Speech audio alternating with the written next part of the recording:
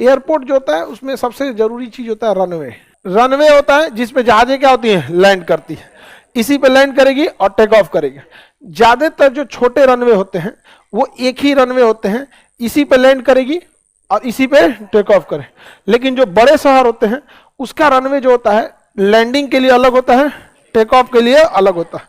Landing अलग और take off अलग कर देते हैं, तो क्योंकि उनमें हैवी ट्रैफिक होता है। अच्छा, अगर इसी पे लैंडिंग करेगा तो एक कोई लैंड किया यहाँ पर, तब तक रनवे बिजी है, एक टेक ऑफ करेगा तो दिक्कत होता है। अब जैसे दिल्ली एयरपोर्ट है, इतनी ज्यादा 4 करोड़ पैसेंजर हर साल जाते हैं, पता चला एक के रनवे से काम ही नहीं चलेगा, वहां 3 गो रनवे, चौथा बन रहा है, 3 है और चौथा बन रहा है। और उसके अलावा बगल में एक और हिंडन एयरबेस है, उसका उतना यूज नहीं होता है, एयरफोर्स यूज करती है। नोएडा में बन रहा है जेवर एयरपोर्ट, अभी बन ही रहा है। तो दिल्ली एयरपोर्ट पे बहुत ज्यादा हैवी ट्रैफिक होता है, तो वहां 2 रनवे की जरूरत पड़ती है। अब रनवे जो होता है ना, इसमें जहाज जाती है, उसके बाद यहां से टैक्सी वे होते हैं। टैक्सी वे उसे कहते हैं जो रनवे को छोड़ने का रास्ता होता है। जैसे यहां से जहाज उतरी, यहाँ गई और उसके बाद इसको छोड़ के इधर चली जाएगी, अब रनवे खाली करेगी ना, तो उसको खाली करने के लिए टैक्सी वे होता है। टैक्सी वे वह रास्ता होता है जो रनवे को क्या करता है, कनेक्ट करता है। इसके बाद ये एरिया होता है एप्रोन।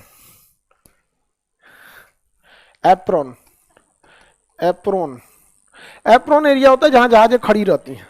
यहीं पे जहाजें क्या होती हैं, खड़ी रहती हैं, यहाँ पे आके खड़ी रहेगी। आप जहाज में जब बैठिएगा ना, तो आप कहाँ बैठते हैं, एप्रोन पर।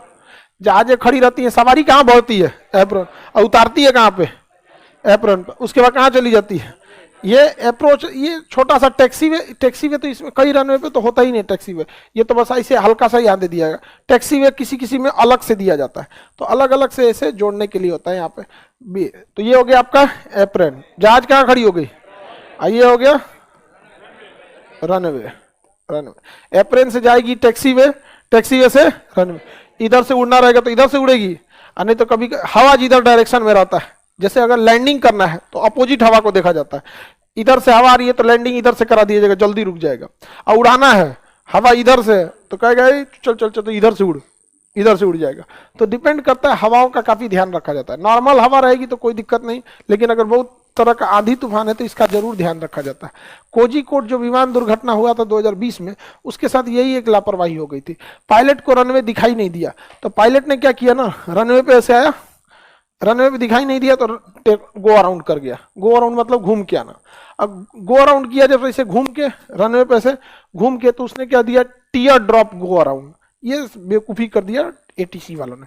टीयर ड्रॉप गो अराउंड में क्या होता है, बहुत ऐसे नॉर्मल गो अराउंड में क्या होता है, जहाज ऐसे आई एयर रनवे पे, उसको रनवे नहीं दिखाई दिया, घूमेगी पूरा, और फिर एक चक्कर लगाएगी शहर का, और फिर उतरेगी।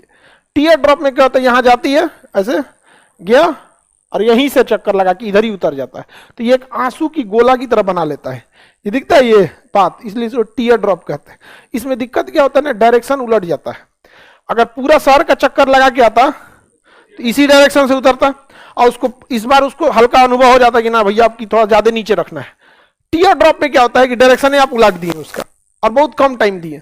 तो कोझिकोड में क्या हुआ था, यहां से गया टीयर ड्रॉप के लिए बोल दिया, तो टीयर ड्रॉप किया तो यहीं से मुना, और हवा भी इधर ही चल रही थी, और पायलट भी इधर ही से उतरा। अब मौसम भी खराब था, बारिश हो रही थी, पायलट को उतरना चाहिए यहाँ पे, तो लैंड किया जो थोड़ा सा आगे, रोक सकता था, लेकिन हवा इतना ना मारा कि इधर जाके आगे गिर गया खाई में, जहाज 2 टुकड़ा में टूट गया था। 2020 में हुआ था ना एयर इंडिया एक्सप्रेस के साथ ऐसे टीयर ड्रॉप के चक्कर में। यहाँ पूरा गो अराउंड किया। दूसरा वो टेबल टॉप रनवे है, जो रनवे खतरनाक होते हैं उन्हें टेबल टॉप कहते हैं, जिसके आगे खाई वगैरह रहती है यहाँ पे। तो रनवे हो गया, ये एप्रोन हो गया। किसी को दिक्कत, अलग अलग जगहों पे लैंडिंग के लिए अलग और टेक ऑफ के लिए अलग, लेकिन ये व्यवस्था सारे एयरपोर्ट पे नहीं है। पटना एयरपोर्ट पे ऐसी कोई व्यवस्था नहीं है, एक ही रनवे, और वो काम का नहीं है। 7000 भी नहीं है, 6900, 7000 भी नहीं है। तो एप्रोन में क्या गाड़ी रहती है, जहाज है। एप्रोन के साइड में होता है हैंगर। अगर कोई जहाज खराब हो गई है तो कहाँ जाएगी, हैंगर में। 2-3 दिन 10 दिन एक्स्ट्रा रखना है तो कहाँ जाएगी, हैंगर में। अदरवाइज में सवारी भरना है तो एप्रोन, और उठा के ले जाना है तो आप भी मतलब इसके इधर होता है आपका टर्मिनल।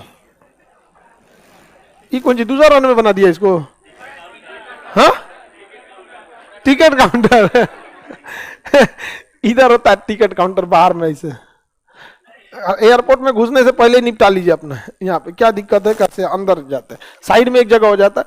ये होता है आपका टर्मिनल, सारा आदमी इसी में रहता है, खचाखच भरल रहता है इसमें।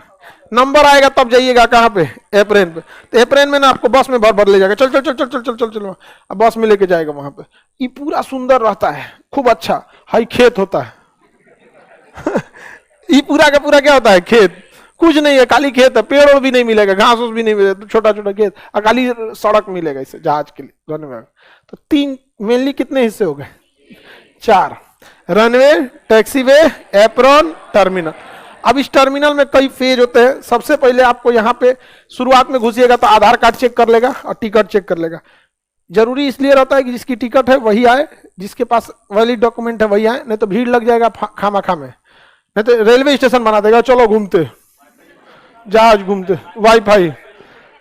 तो सबसे पहले आपको क्या रहना पड़ेगा, टिकट और आपका वैलिड आई कार्ड। तो यहाँ बस आपका क्या चेक कर लेगा, आधार कार्ड, बस क्या चेक कर लिया, आधार कार्ड। उसके आगे जाइएगा जैसे आधार कार्ड, तो आपको ना स्कैन कराएगा टिकटवा। एक मशीन होती है जिसमें टिकट स्कैन कर लेता है। जैसे स्कैन कर लेगा ना, तो आप जिस जहाज को बुक किए ना, उस जहाज के कर्मचारियों के सॉफ्टवेयर पे पता चल जाएगा कि आप एयरपोर्ट पे आ चुके हैं। तो फ्लाइट अगर छूटने वाली रहेगी ना, तो फाइनल कॉल चिल्लाएगा सब, बकलवा किधर छूट गया, फाइनल कॉल तुरंत चिल्लाएगा सब आप, क्योंकि उसको पता है कि ये आदमी आ चुका है, एयरपोर्ट पे आ चुका। अच्छा, आप सिक्योरिटी वाले को अगर आधार कार्ड दिखा दिए और अपना आईडी कार्ड दिखा दिए, तो इससे पूरे एयरपोर्ट को कैसे पता चलेगा कि आप आए हैं कि नहीं आए हैं। तो जैसे सिक्योरिटी वाले को दिखाएंगे, आगे जाके क्या करना पड़ता है, स्कैन करना। तो पहले यहाँ सिक्योरिटी वाले को आधार कार्ड, उसके आगे टिकट की आधार कार्ड टिकट में क्या करना पड़ता है, स्कैन करें। स्कैन करेंगे तो दरवाजा खुल जाएगा, ऐसे रहता है दरवाजा, स्कैन करिएगा तो ऐसे खुल जाएगा। तो उसको पता चल गया कि ये बबुआ को छोड़ना नहीं है। पूरी कोशिश करेगा कि आपको नहीं छोड़ा जाए, चिल्लाएगा final call, final call. Okay, वादो नहीं होंगे, जा बकलवा पता नहीं कहाँ घूम रहा है। बहुत बड़ा होता है ना ये टर्मिनल, बिल्डिंग बहुत बड़ी होती है वहां पे। आजकल टिकट कोई भी काउंटर पे जाके नहीं कटाता है, सब के सब क्या करते हैं, ऑनलाइन कर, ऑनलाइन। समझ में आ गया कि नहीं आ गया। और आपको टिकट, आपको जहाज में जाना है या नहीं जाना है ये कंफर्म करना होता है, तो उसे कहते हैं वेब चेकिंग। क्या कहते हैं, वेब।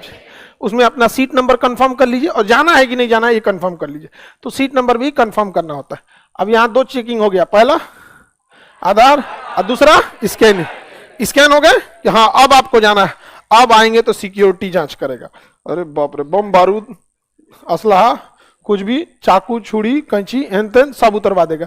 कितना गहना जेवर पहनने रहिएगा ना, सब उतरवा देगा। इसलिए ढेर झमेला होना नहीं रखना चाहिए यहाँ पे। एक और को लेके चलेगा, वो अचार लेके चल गया। एक कोई थी, कोई ऐसा ऐसा चीज मत ले जाए कि जाके दूसरे को डिस्टर्ब हो, क्योंकि जो रेगुलर फ्लाइट पकड़ने वाला होता है ना, वो बहुत कम टाइम पहले आता है। उसको देखेगा आधा घंटा चल गया, ओके अगवा आप चल जाएगा 20 गो झोला लेके, अरे हई क्या है, क्या उसका पिछवा फ्लाइट छूट रहा है। और एयरपोर्ट के सिक्योरिटी वाले को सख्त आदेश होता है, कितनो बड़ा जल्दी रहे कुछ मत सुनना। आप कितनो इमरजेंसी में रहेंगे वो जांच करेगा। छूट रहा है, क्या हो रहा है, उसको बहस नहीं, उसको पीछे से कौन, मेरा डिपार्टमेंट नहीं हो, आपको ज्यादा जल्दी है, पहले आइए यहाँ पर। समझ में आए। हालांकि कुछ वो लोग भी इंसान है, रोबोट नहीं है कि जो कह दीजिएगा वही करेगा, थोड़ा सा निपटा देता है। और एयरपोर्ट के लोग थोड़ा सा भी रहते हैं ज्यादातर, मतलब सब इन द सेंस क्या है कि उनको पता होता है कि इमरजेंसी में ही लोग इसका यूज करता है। इंडिया में शौकिया तो कोई इसको यूज नहीं करता है। तो कभी कभी कह दीजिएगा भाई हमारा आ गया है, तुम्हारा 1 घंटा बाद है, हमारा जाने दो, तो चल जाने देता है। और कोई गुण में कानून बतियाने लगेगा, पहले आना चाहिए। हालांकि आना तो आपको पहले ही चाहिए। तो पहला क्या हो गया, टर्मिनल। ये तो पूरी बिल्डिंग क्या होगी, टर्मिनल। पहले आपका आईडी, उसके बाद स्कैन, स्कैनिंग के बाद सिक्योरिटी। क्या जी, सिक्योरिटी। सिक्योरिटी चेक हो गया, बेल्ट वोल्ट सब उतार देगा, सब चेक कर लिए, सिक्योरिटी चेक कर लिए। अब आप बोर्ड पे पढ़िए वहां पर कि किस नंबर गेट पर है। टर्मिनल में कहीं से नहीं ना उतर जाएंगे, इस पे गेट होता है, गेट नंबर 1 2 3 ऐसे करके क्या होता है, गेट होता है। वहां पे ट्रे देता है, उतार के उसी में रख दो, स्कैनिंग करके लेके चल जाएगा। समझ में आ गया कि नहीं। और फिर वापस और सामने रहेगा, इसे तुम्हारा स्कैन होगा, इधर तुम स्कैन हो गए, तुम निकलो, उधर सामान निकला, लेके चल जाओ। एयरपोर्ट से सामान चोरी नहीं होता है, नहीं ले जाने लायक रहेगा, सिक्योरिटी वाला खुद रख लेता है। सिक्योरिटी अलग खुद रख लेता है। उसके बाद अब आप जैसे सिक्योरिटी चेक कर लिए, काम खत्म। अब अपना बोर्ड पे पढ़ लीजिए, आपको जाना कहां से, फ्लाइट कौन सी है और कितने नंबर गेट पे है। दिल्ली एयरपोर्ट के टर्मिनल 3 पर 65 को गेट है, 65 गेट है। पता चलता है कुछ गेट आप एक तल्ला पे है, कुछ दो तल्ला पे होता है कि आप देखेंगे जाते जाते यहाँ पे 41, 42, 43, 44, 45 नीचे है, जा सीढ़ी पकड़ रहे 45 नीचे है, दे देगा 45 नीचे, ला भाग रे भाई। सबसे बड़ा टर्मिनल इन दिल्ली का T3 है, T3 65 को गेट, 64 की 65 है वहां पे। हम एक बार बहुत जल्दी में आ रहे थे, हमरा लगाया था 63 नंबर की 64 नंबर गेट पे, हालत खराब हो गया इतना दूर जाते जाते। वहां पे ज्यादा लेट करेंगे छूट जाएगा। तो ये तो समझ में आ गया कि नहीं, सारा तामझाम किस पे होता है, टर्मिनल बिल्डिंग किस पे।